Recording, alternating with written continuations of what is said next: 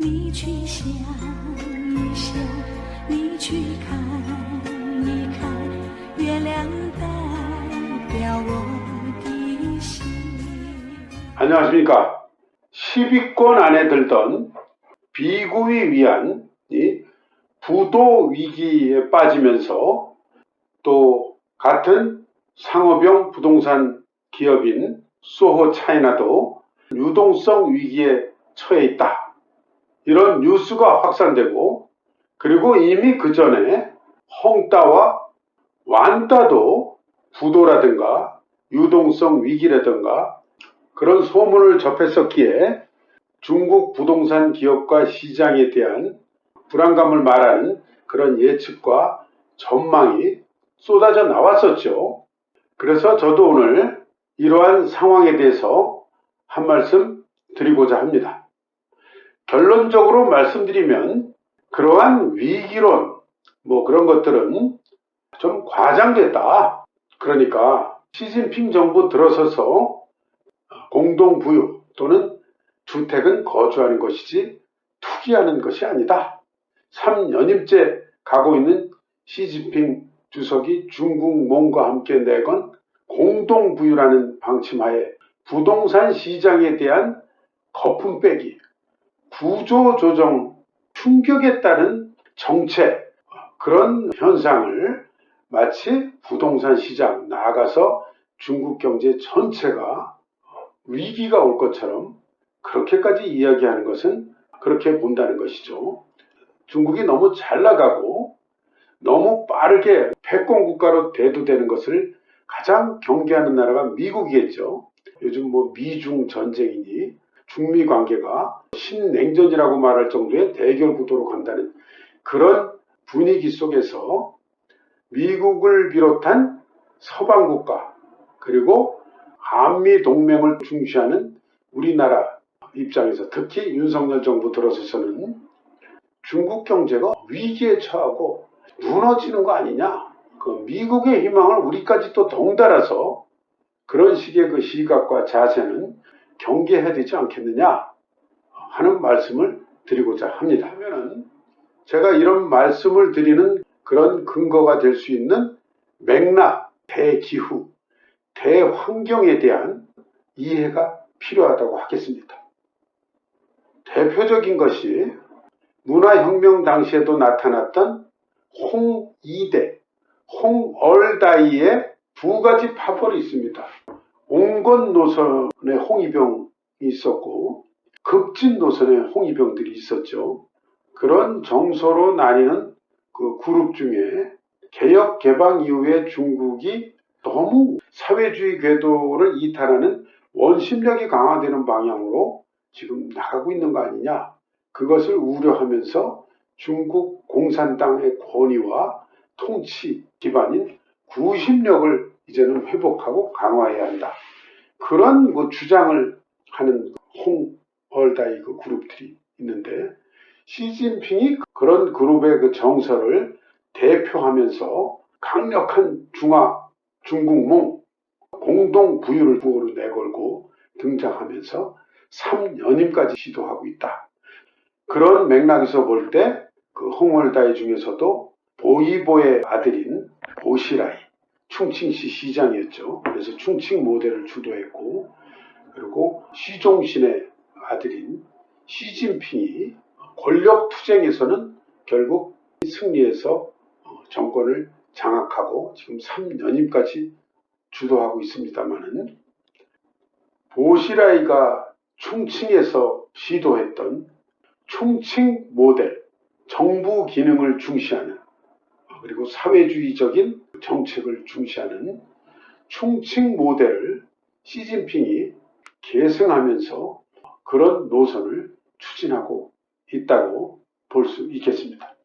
그리고 또 하나는 2008년 미국의 금융위기 이후에 중국 내에서 소위 중국 특색의 사회주의 모델에 대한 자신감이 다시 상승되고 있는 그런 대기후, 대환경의 영향도 우리가 고려해야 된다고 생각을 합니다.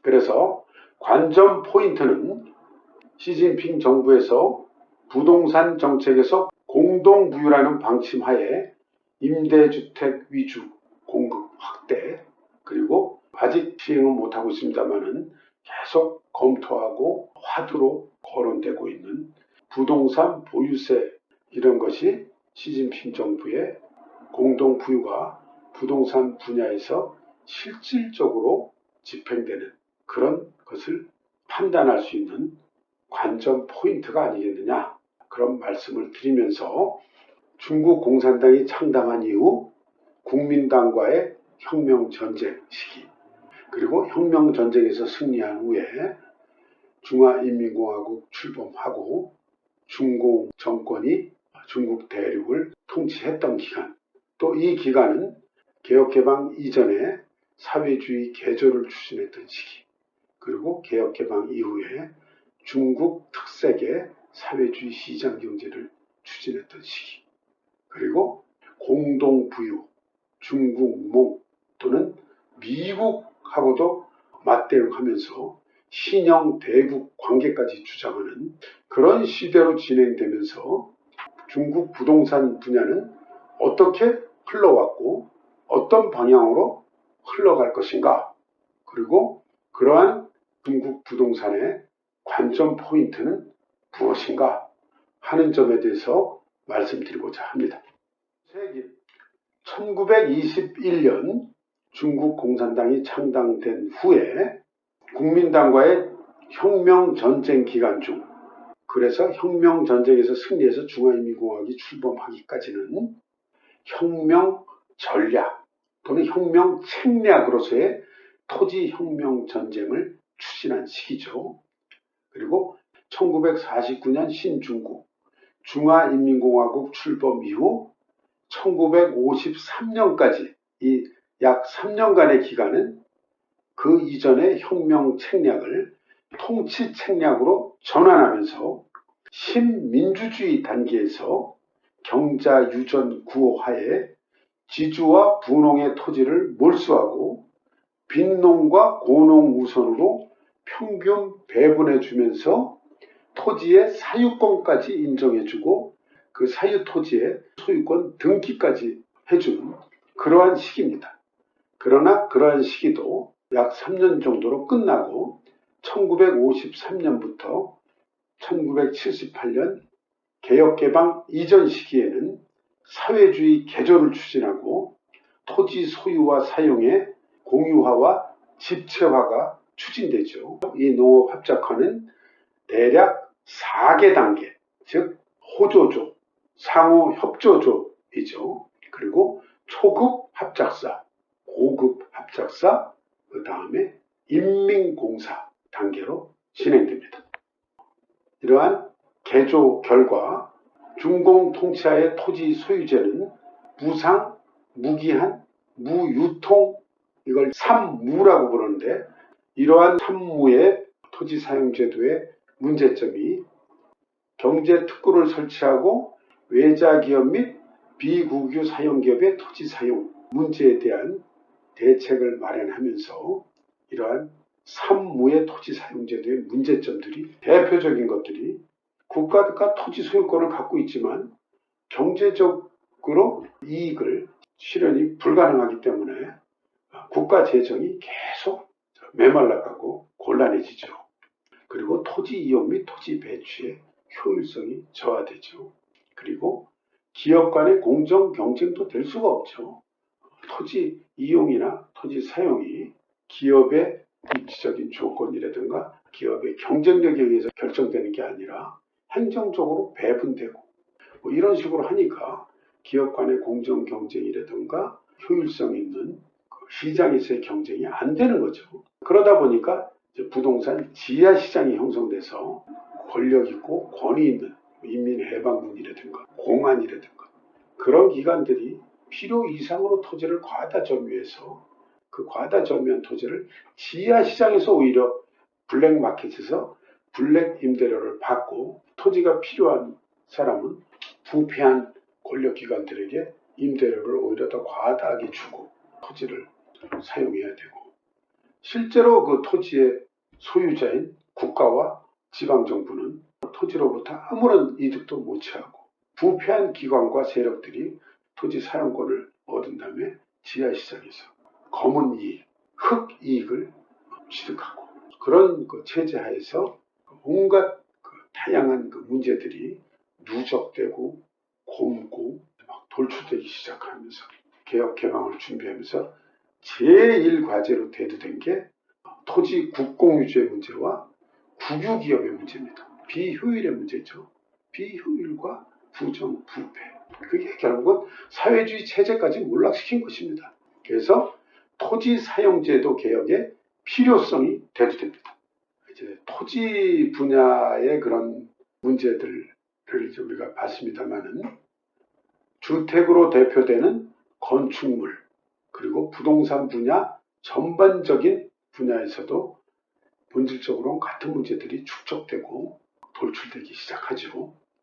개혁개방 이전의 시기를 보면은 1949년부터 1958년까지 기간을 사회주의 개조 시기로 구분하는데 이 시기에는 사유주택을 공유주택으로 개조하고 도시 사유 건물을 공사합병 그리고 국가가 경영 임대해주는 그런 체제를 추진합니다.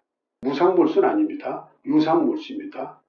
그래서 도시 건물 점유자에게는 약간의 보상을 해주고 일정 기간, 일정 지분까지도 보장을 해줍니다. 그러나 점진적으로 그러한 토지에 대한 지분조차도 소멸시켜버립니다. 다음 단계는 1958년부터 1978년 개혁 개방이 선언될 때까지죠. 이때를 공유주택 천하통일, 복지 분배 단계라고 부릅니다. 그러니까 주택을 복지 개념에서 분배한 그런 단계라는 거죠. 그래서 이 시기에는 국유토지에 정부가 집을 지어서 직장 단위에 제공하면 그 직장 단위는 직공과 구성원에게 분배하는 그런 방식이죠.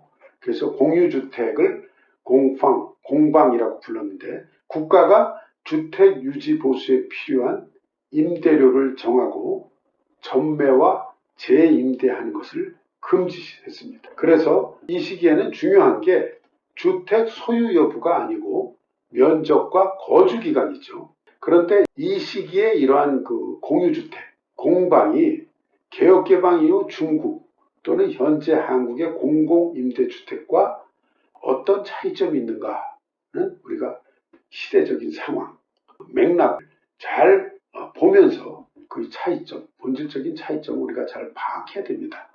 이름만 공유주택이고 사회주의고 그런다고 다 똑같은 그런 공유주택이 아니라는 거. 심지어는 북한의 주택 문제를 이런 식으로 보는 그런 이야기들을 막 하는 사람들이 있는데 신중해야 된다고 생각합니다. 어떻게 자본주의 시장경제체제라고는 겪어보지도 않은 아무것도 모르는 그냥 무대빵으로 사회주의에 그냥 몰수하고 분배하고 그런 사회체제 하에서의 공유주택하고 자본주의 체제 시장경제 하에서 온갖 복잡 다양한 문제들을 겪고 고민 끝에 나온 공공임대주택 정책을 어떻게 맞비교를 할 수 있겠습니까? 거기까지 이르게 된 그 과정, 축적된 경험, 고민 이런 것들을 좀 더 진지하게 검토하고 고려해야 되지 않겠습니까? 그래서 이 시기에 1958년부터 1978년 이 시기에는 소위 주택난이 심화됩니다. 전형적인 대표적인 지표는 1인당 거주 면적이 계속 줄어듭니다. 주거 환경이 계속 열악해지고 갈수록 악화됩니다. 그 이유는 뭐냐? 정부가 돈이 없습니다. 전부 산무, 토지도 산무, 주택도 임대료는 가능한 싸게 형식적으로만 받는 거다. 사회주의 정부가 주택 임대료 같은 걸 받고 그러는 게 아니다. 그건 행정적인 절차만 늘어나게 되고 사회주의 우리가 추구하는 원리에도 맞지 않는다. 말은 그렇게 하면서 주택 1인당 거주 면적은 계속 줄어들고 주거 환경은 계속 악화되는데 공급을 제대로 해줘야 될 거 아닙니까? 공급은 제대로 못하면서 말로만 사회주의 그러면서 주택난은 계속 심화되는 겁니다. 그런 걸로 대표되는 그런 문제들이 누적되고 쌓이고 쌓여가지고 돌출된 것입니다. 그래서 이제 개혁개방 이후에는 경제 특구에 투자하려는 외국 기업 그리고 중국 내 기업 중에서도 이제는 개혁개방 이후에 발전하기 시작한 개체호, 민영 기업들에게는 토지라든가 부동산을 무기한 배정해 줄 수는 없는 거 아닙니까? 그러니까 이제 사용료 또는 주택은 사유화, 상품화 하는데 이제 유효 주택 수요가 이제 형성이 되는 거죠. 경제 특구에 투자하려는 외국 기업이라든가 중국 내 개체호, 민영 기업들이 그러한 유효 수요의 주체가 되는 겁니다. 그래서 1986년에는 토지관리법이 공포되고 1987년엔 시현정경제특구에서 국유 토지 사용권의 유상 출양 실험이 시작됩니다. 개혁개방 이후에 부동산 개혁은 우선 1978년에서 1998년까지 공공주택의 임대료를 인상하는 게 최우선 과제로 추진됩니다. 그 전처럼 그렇게 그냥 거의 무료에 가까운 형식적으로 상징적인 임대료만 받아가지고는 국가 재정이 확보가 안 되니까 그 문제를 해결하기 위해서 제일 먼저 착수한 개혁 과제가 공공주택의 임대료 인상입니다. 그래서 임대료 인상에 중점을 둔 개혁 전략을 확정한 게 1988년이고 그래서 주택 임대 가격을 국가 규정에서 시장 결정으로 전환합니다. 그게 1991년입니다. 그 다음에 1994년에는 국무원이 근로자의 주택 구입이나 건설, 수리 등 용도로만 허용하는 주택 공적금 관리 조례를 공포하고 국가기관, 공기업, 도시, 집체기업, 사업단위, 사회단체 등의 주체와 재직 중인 근로자 대상 장기주택예금인 주택공적금 제도를 시행합니다. 그리고 두 번째 단계는 1998년부터 2015년 전면적인 시장화 발전 단계라고 하겠습니다. 이 시기에는 전국 각지의 주택 실물 분배를 중지합니다. 그리고 주택 복지를 화폐로 제공합니다. 그것이 이 시기 개혁 정책의 핵심이라고 하겠습니다. 그래서 주택 정책 중점이 실물 주택 분배가 아닌 주택 구입 능력을 화폐로 지원하는, 말하자면 은행 대출이라든가 주택 공적금을 적립하게 한다든가 그런 정책으로 전환하는 거죠. 그래서 이제는 주택이 줄 서서 순서 기다려서 무상으로 배분받는 그런 물건이 아니라 시장에서 거래되는 상품으로 되는 겁니다. 그리고 주택 구입 대출 제도를 실시하고 이거에 따라서 중국의 부동산 금융이 발전하기 시작합니다.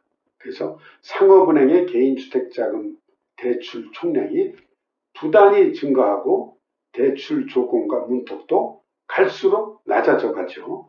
그래서 이때 국무원이 1998년 7월 3일부로 도시주택제도 개혁 진일보 심화와 주택 건설 가속화에 관한 통지라는 그 통지를 발표합니다. 그래서 부동산 시장의 발전과 부동산 기업의 규모화, 경영의 전문화, 규범화가 빠른 속도로 진행됩니다. 그리고 또 이 다음 단계에서 등장하는 게 보장성 주택, 복지주택이죠. 복리성, 보장성 주택 및 임대주택을 중시하게 됩니다. 주택, 부동산 개혁이 추진되면서 주택 가격이 급속하게 상승하면서 사회 불안이 증대됩니다. 주택이 없는 계층, 또 새로 마련해야 되는 계층들은 불안한 거죠. 개혁, 개방이라는 걸 해가지고 이제 어떻게 경제를 일으키긴 했는데 계층 간, 지역 간, 도시 농촌 간, 소득, 생활, 빈부 격차가 심화되니까 사회 불안 요인이 계속 증가되는 겁니다. 그러니까 중국 공산당 입장에서는 이거를 중시하지 않을 수가 없는 거죠. 그래서 이제 등장하게 되는 게 보장성 주택, 공동부유 이런 얘기들이 나오는 거죠. 그러면서 염가 임대주택 보장 방법, 그 다음에 그에 관련된 그 염가 임대주택의 건설과 보급을 규범화하고 건설 자금을 확보를 보장할 수 있는 그런 정책을 마련하기 시작하고, 그렇지만은 이때까지만 해도 대부분의 그 발표 내용들이 선언적인 그 조치였거나 부설적인 조치 정도로 거론됐고, 구체적인 그리고 실천적인 조치는 결여돼 있었다는 거죠. 그래서 이 당시에 나온 게 이제 국무원이 발표한 국 6조, 또 이어서 나온 국 15조. 그래서 아주 구체적인 이제 점점 이제 그 방침들이 구체적인 방침들이 나옵니다. 예를 들면은 염가 임대주택이라든가 우리 국민주택 같은 경제 적용주택 이런 것들이 계획 건설 총 면적의 한 단지 내 70% 이상 세대의 단위 평면 면적을 90제곱미터 이하, 우리 국민주택 그 면적이 85제곱미터 이하 아닙니까? 중국 90제곱미터. 비슷한 거죠. 그런 개념입니다. 물리적인 어떤 형태의 규제, 그것을 위한 물리적인 면적 기준, 이런 것들을 정하기 시작하는 거죠. 주택의 단위 평면 면적, 소형 주택 점유 비율, 예를 들면 25평 이하 면적 주택이 한 단지 내에 전체 주택 면적 중 70% 이상을 점유해야 된다. 그런 비율을 정한다거나, 그리고 신주택의 최초 납부금을 전체 주택 가격의 몇 퍼센트 이상 이렇게 정해가지고 그냥 계약금 정도만 걸어놓고 가격 상승하면 시세 차익 챙기고, 그런 투기 과열 현상을 방지하기 위한 정책이죠. 이런 것들이 이제 점점 이제 구체적인 이런 수치, 계량적으로 되면서 아주 구체적으로 이제 정책이 나오는 거죠. 근데 이렇게 나와도 우리 이미 경험했지 않습니까? 부동산 불패 신호. 선수들은 또 그 틈새를 또 찾아서 그물망 그 틈새를 또 빠져나가서 그 정부 정책이 있으면 또 그물망 나가죠. 중국에 그런 얘기 있지 않습니까? 위에는 정책이 있고 밑에는 대책이 있다. 쌍요 정처, 샤요对처. 전형적으로 그런 게 나타나는 게 부동산 시장입니다. 정부 정책이 투기꾼들의 뒤를 쫓아가요. 중국의 그 투기꾼들, 홍콩, 서방 그 화교들, 그런 화교들이 계약 개방 이후에 들어와서 특히 원조 상인 유명하지 않습니까? 원조 차황탄, 원조 투기꾼들, 저장성 원조 상하이, 장강 삼각지에서 계속 올라와서 북경, 막 전국을 다 그냥 휩쓸면서 기획 부동산 그 투자, 투기를 합니다. 그 수법이 뭐 홍콩 같은 데서 이미 갈고 닦은 노하우와 수법이기 때문에 중국 정부가 후속 대책을 세워본들, 게다가 또 정부 내 투기 세력과 결탁해서 막 리베이트 주고받고 또 하는 세력도 있지 않겠습니까? 그러니 정부의 대책이라는 것은 투기 세력이 뒤만 쫓아가니까 거품이 끼고 부동산 시장이 과열되고, 그래서 이제 토지 공급이라든가 상품주택의 가격을 제한합니다. 일반 뭐 경제적용주택이나 이런 거의 가격은 당연히 제한하는데, 이제 상품주택까지도 가격을 제한한다. 제한할 때 한자, 가격할 때 가져서 한가방.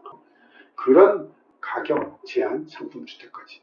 그러니까 어떤 방법으로 여기에 또 정부가 개입하냐면은 낮은 가격으로 공급하면은 토지를 싸게 제공해 주겠다. 토지가 국유니까 그 국유화한 그 국가 자원으로서의 토지가 있기 때문에 토지 정책이나 부동산 정책을 시행하는 데에는 굉장히 강렬한 수단, 효과적인 수단을 중국 정부는 갖고 있는 거죠. 그래서 양한방, 두 가지를 제한하는 주택 가격과 토지 가격을 제한하는 거죠. 토지 가격을 정부가 싸게 공급해서 주택 가격도 제한하도록 그런 인센티브를 제공해주고, 그런 정책을 펼 수 있는 거죠. 그리고 이제 2015년 이후 현재까지 임대주택 중시 단계, 그래서 이것은 시진핑 정부가 구호로 내걸고 있는 공동부유를 위한 부동산 분야에서의 실천 전략이라고 할 수 있겠습니다. 그래서 2016년에 국무원이 임대주택 시장의 육성 및 발전 가속화에 관한 약간의 의견을 발표하고 임대주택 조례를 제정하고 집채건설 용지의 임대주택 건설, 임대주택 부지를 출시하고 이런 정책들을 시행합니다. 이때 시진핑 주석이 이런 말을 합니다. 주택은 거주용이지 투기용이 아니다. 방즈슈 용라이 주더, 부슈 용라이 차우더. 시진핑이 이렇게 얘기를 하니까 중국의 모든 공무원의 관련 부서에서 이거를 이제 어떻게 실천하려는가, 구체적인 실천 방침 제도를 마련하고 시행을 한 것이죠. 그래서 이때는 주택 산업을 이제까지는 경제 성장, GDP를 끌어올리는 중요한 그런 지주 산업에서 민생 중시 관점으로 방향을 전환한다 하고 이제 밀어붙입니다. 그래서 상품주택 외에 연가임대주택, 경제적용주택, 가격제한주택, 공유재산권주택 이런 유형별로 주택 공급 구조를 조정하죠. 그리고 임대료 보조 강도도 강화하고 전체 주택 공급량 중에서 공공임대주택의 점유 비중도 제고하고 그런 실천 전략을 계속 발표하고 시도하고 있습니다만은 아직까지는 이게 쉽지가 않은 거죠. 이런 상태하고 연관돼서 우리가 또 봐야 될 큰 환경, 큰 기후가 신상태, 신창타입, 뉴노멀이죠. 그동안은 막 두 자릿수의 그 경제 성장률을 하던 게 7%에서 뭐 5% 이하로 막 지금 떨어지니까 경제 발전 방식을 전환한다. 그래서 이제까지의 양적 증가 추구를 하는 증량 발전에서 품질 관리, 질적 관리, 그리고 공급 측 개혁을 하겠다. 그리고 도시화 관리를 우리는 서방 국가가 걸었던 그런 것과는 다른 중국 특색의 도시화, 신형 도시화의 길을 가겠다 하는 이야기들이 지금 나옵니다. 정책 구상과 함께. 그러면서 이때 나온 게 중국식 혁신인 창신, 과학적 발전, 그리고 경제특구도 이제 경제특구라고 안 부릅니다. 종합연계개혁시험구, 즉 서방 국가의 경제 성장률만 따라잡는 그런 것만 하는 게 경제특구의 임무나 역할이 아닌 겁니다. 이제는 민생특구, 특구의 이름조차도 도시와 농촌 간의 어떤 문제, 격차 이런 문제를 해결하기 위한 도농특구, 그 다음에 환경보호특구 이런 식으로 각각 그 경제특구별로 그 임무와 역할을 그렇게 이름도 달리 부르면서 이게 다 다릅니다. 이렇게 이제까지 간략하게 그야말로 개괄해봤습니다. 그렇게 개괄한 담론을 기본으로 해서 그 중국 부동산 위기상 여기에 대해서 총결 삼아 보면은 중국의 경제 상황이라는 게 코로나 방역 상황 종결 이후에도 소비와 투자가 기대만큼 반등하지 않고 있을 뿐만 아니라 부동산 시장의 침체와 부동산 기업 부도 위기 소식이 연이어서 나오고 있는 건 사실이죠. 방심할 수 없는 상태고 상당히 심각하다고 이야기할 수밖에 없는 그런 상황입니다. 그리고 우리 경제에 미칠 영향을 무리하지 않을 수 없는 거죠. 그렇지만은 그거를 위기라고까지 부르는 거는 좀 과장이라는 거죠. 경기 둔화나 시장 불안까지는 맞다. 그렇다고 해서 전면적인 금융 시스템이 붕괴, 경제 위기로 이어질 것처럼 그렇게까지 이야기하고 막 그런 분위기를 조성하는 거는 좀 과장이다. 그렇게 이야기하는 거죠. 중국 정부가 수십 년간 누적된 부동산 시장의 거품을 없애려고 구조 조정, 그 정책을 추진함에 따라서 그 충격이 예상했던 것보다 더 심각하고 상당한 정도의 경기 둔화를 피하기는 어려워 보인다. 거기에는 공감하는데 그렇다고 해도 부동산 거품을 줄이기 위한 중국 정부의 구조조정 정책과 노력은 옳은 판단이고 오름 방향인 것이죠. 이런 문제가 결코 우리에게도 남의 얘기는 아니라는 것이죠. 지금 한국 부동산 시장의 거품이라든가 급격한 부동산 가격 상승 이런 상태도 심상치 않죠. 남의 얘기가 아닙니다. 상반기 그리고 이제 최근까지 보면은 중국 부동산 최근에 매출액 15대 기업 중에 국유 기업 9개가 있는데 그 9개는 부도 가능성이 굉장히 낮고 나머지 6개가 이제 사형 기업인데 민영 기업인데 비구이안 그 다음에 위청중국에 대한 평가가 좀 안 좋은 편이긴 합니다. 그렇다고 해서 중국 부동산 시장 전체가 심각한 상황이라고 하는 것은 오바라고 보는 거죠. 포브스가 발표한 주요 중국 부동산 기업 대표 부호 순위인데 2018년의 순위 위에서부터 아래로 그 순위가 2023년에 바뀐 겁니다. 예를 들면 헝따 같은 거는 부도설 이후에 3위에서 41위로 밀려났죠. 그리고 완다도 4위에서 31위로, 비구위안도 6위에서 11위 정도. 그 외에 뭐 또 이제는 그런 스마오, 롱후, 롱창, 소차이나 뭐 이런 요 정도만 봐도 중국 부동산 기업들이 최근에 어쨌든 전반적으로 침체, 하여튼 안 좋은 상황이라는 것은 확실하죠.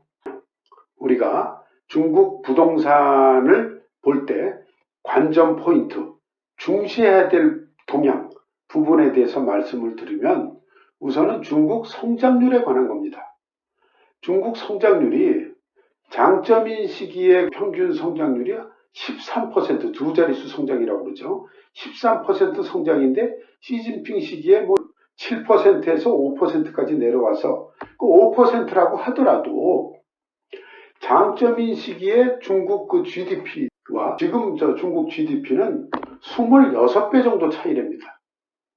그러면 5% 성장이라도 전체적인 증가 양은 훨씬 더 큰 거죠.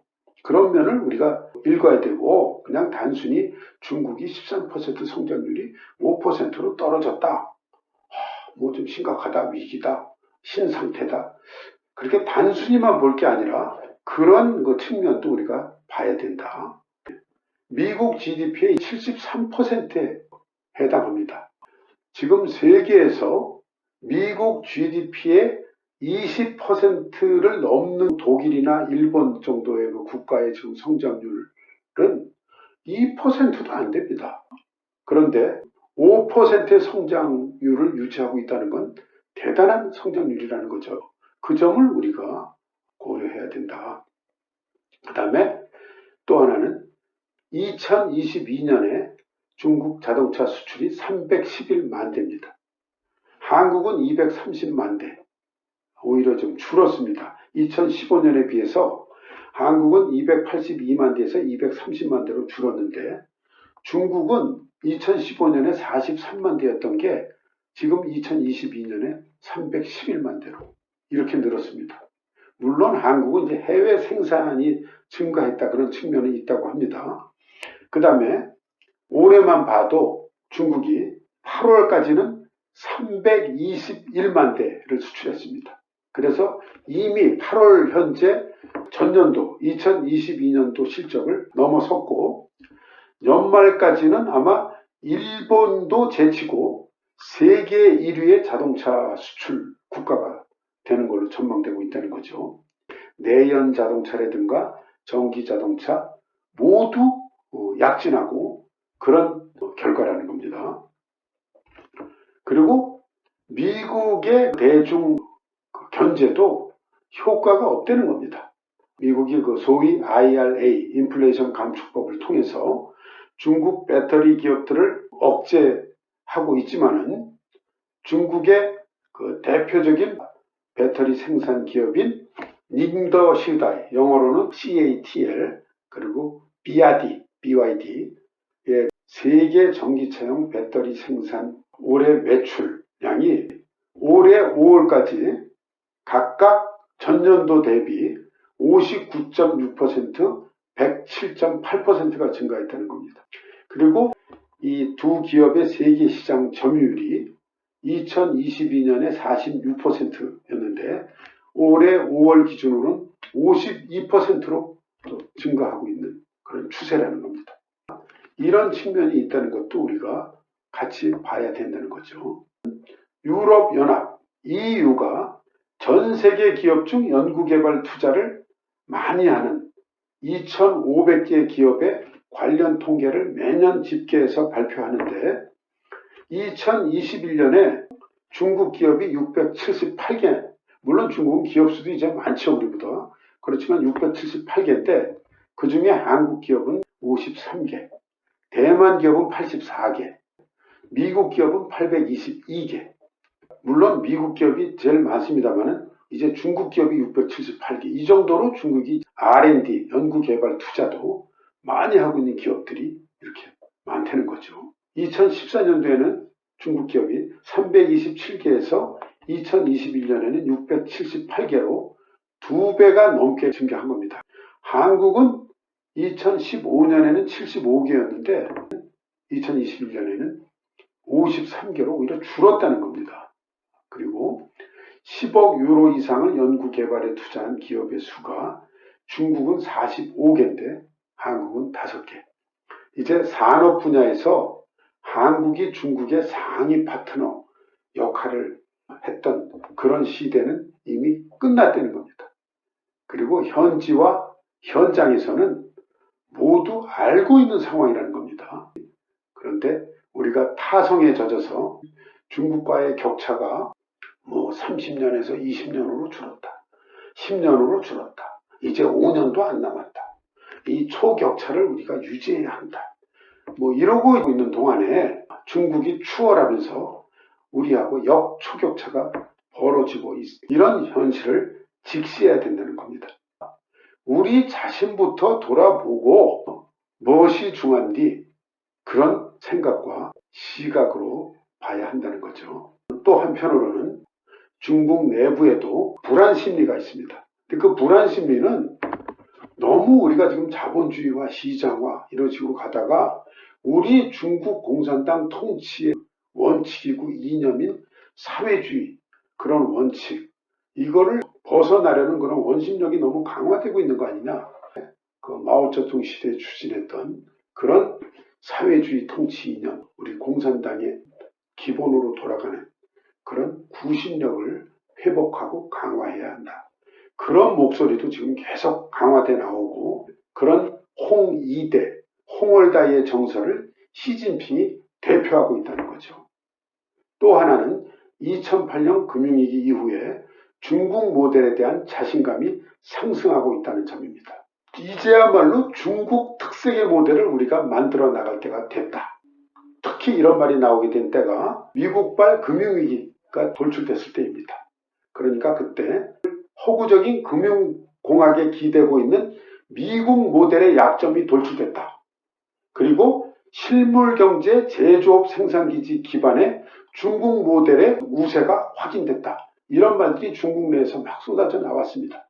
그리고 시장기능 중시의 광동 모델과 정부기능 중시의 총칭 모델 중에서 이제는 시진핑이 집권하면서 보시라이가 충칭에서 시도했던 충칭 모델 실험을 시진핑이 계승하고 또 하나는 빅데이터, 안면인식 기술 혁신 이런 걸 통해서 인민 통제에 대한 자신감을 기반으로 1대1로, 2대1로를 통한 중화주의 팽창까지도 이제는 그리고 있다는 거죠. 그래서 신형 대국 관계, 미국과도 이제는 우리가 대등한 관계로 같이 상대하겠다. 신형 대국 관계, 그리고 중국몽 이런 걸 막 내세우면서 가고 있는 이런 그 큰 판세도 우리가 고려하면서 부동산 시장도 그런 틀 안에서 분석하고 해야 되지 않겠느냐. 그리고 공동부유를 실천하는 측면에서도 부동산 정책 분야에서의 관철 의지가 실천 의지를 판단하는 관건 요인이 된다는 점도 지켜봐야 될 관전 포인트라고 할 수 있겠습니다. 즉 임대주택 위주 공급을 지속적으로 확대해 나갈 것인지, 그리고 부동산 보유세 같은 거를 징수해서 그 돈으로 사회적 약자나 빈곤층 또는 농민들에게 혜택을 제공해 줄 것인지 봐야 되지 않겠느냐 생각합니다. 즉, 혁명전쟁 단계와 중화인민공화국 이후 통치 단계에서 그 다음에 사회주의 개조, 개혁, 개방, 그 다음에 시장화, 그 다음에 다시 또 보장성, 공동부유, 이런 구호와 목표들이 나오면서 중장기 전략과 현안 대응 전략, 그리고 실사구시의 그 각 층차별로 여러 가지 고민 속에 있는 중국 공산당과 현 시진핑 정부의 입장과 시각, 그리고 고민을 헤아리면서 중국 부동산 시장과 나아가 중국 경제 전체를 진단하고 예측해야 되지 않겠느냐. 큰 담론으로 보는 중국 딜레마, 그리고 중국 부동산의 딜레마라고도 볼 수 있겠습니다. 네, 시청해 주셔서 감사합니다.你去想一想